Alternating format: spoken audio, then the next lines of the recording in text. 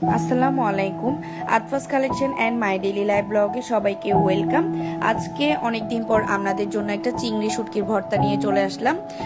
গত কয়েকদিন ধরে হয়তো সবাই প্রচুর পরিমাণে কোরবানির গোশত খেয়েছেন, খেতে খেতে মুখে একদম অরুচি চলে এসেছে। তাহলে অবশ্যই এই চিংড়ি শুটকির ভর্তাটা মাস্ট ট্রাই করবেন। এখানে আমি পরিমাণ মতো পেঁয়াজ, শুকনা মরিচ, ধনেপাতা আর সুন্দর করে চিংড়ি শুটকিগুলোকে ভালো করে ধুয়ে তাবায় টেলে নিয়েছি। এবার সবগুলো উপকরণ আমি ভালো করে মেখে নিব। প্রথমে আমি এখানে পেঁয়াজ, শুকনা মরিচ, ধনেপাতাগুলো ভালো করে মাখিয়ে নিচ্ছি। এরপর আমি এই উপকরণগুলো চিংড়ি শুটকির সাথে ভালো করে মিক্স করে নেব।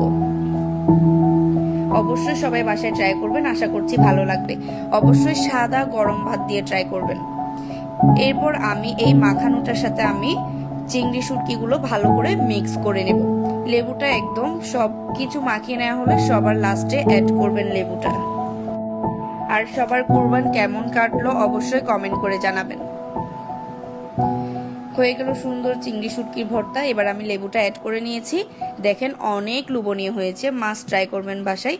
সবাইকে ধন্যবাদ। সবাই মাই ডেইলি লাইফ ব্লগের পাশে থাকবেন।